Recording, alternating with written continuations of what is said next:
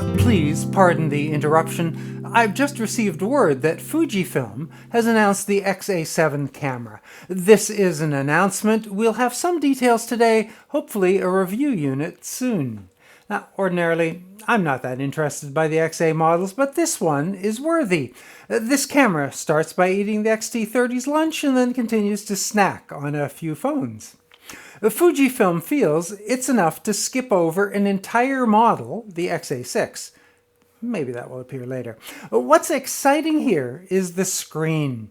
It's a fully articulated swivel, flips out to the side, rotates front, closes inside, so it won't get scratched. That's a new step for Fujifilm. This is a camera that's ready to vlog, particularly as the screen is 16:9 video aspect. Video records at 4K, 30 and 24 frames with a 10-minute limit.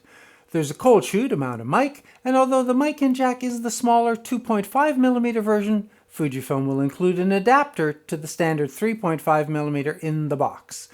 With Face eye detection and tracking that's better than the X-T30 and digital stabilization for video, this camera is ready to vlog.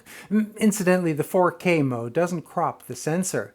They did tell us that a firmware to bring the X-T30 and X-T3 up to this level was in the works, but keep in mind, these are the claims made by Fujifilm. I'm anxiously waiting my opportunity to verify.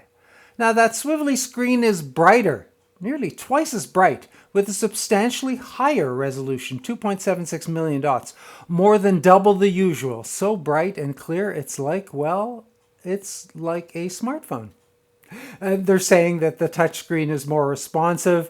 That's also very welcome. Fujifilm's also innovating on the controls. More on-screen buttons to adjust settings, including a depth control slider to blur the background. Although they showed us an image, they didn't provide one to share. Sorry. But it looks a lot like an iPhone app with friendlier terminology, so you don't have to remember that aperture blurs the background. The film simulations, of course there are Fujifilm simulations, kind of slide on. At 320 grams, it's lighter and sleeker than the X-A5 and will come in several color versions. Colors are finalized for Asia. Not sure which will make it to North America when it's released towards the end of October 2019. Maybe camel, maybe green, as well as black and silver. 900 Canadian dollars, 700 American, with the 15 to 45 kit lens included. The X-A7 packs a new 24-megapixel Bayer sensor with lower noise and a faster readout to reduce the rolling shutter effect, and 100% phase detect focus coverage, with the same 425 points as the X-T30. It's faster, more accurate, and works at lower light levels. The X-A7's menu system is based on the X-T30, not the older style of the X-A5. That's welcome consistency. They showed us a few of the other new features. One makes it easy to create light trails. There still is a built-in flash. Now, in addition to Bluetooth Wi-Fi image transfer, there's a USB-C port to transfer videos more quickly to a phone.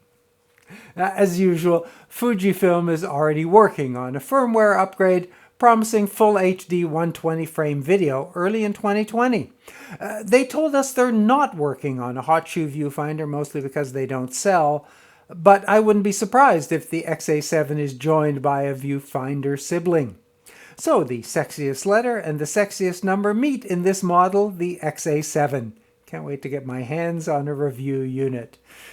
And we now return you to our regularly scheduled programming.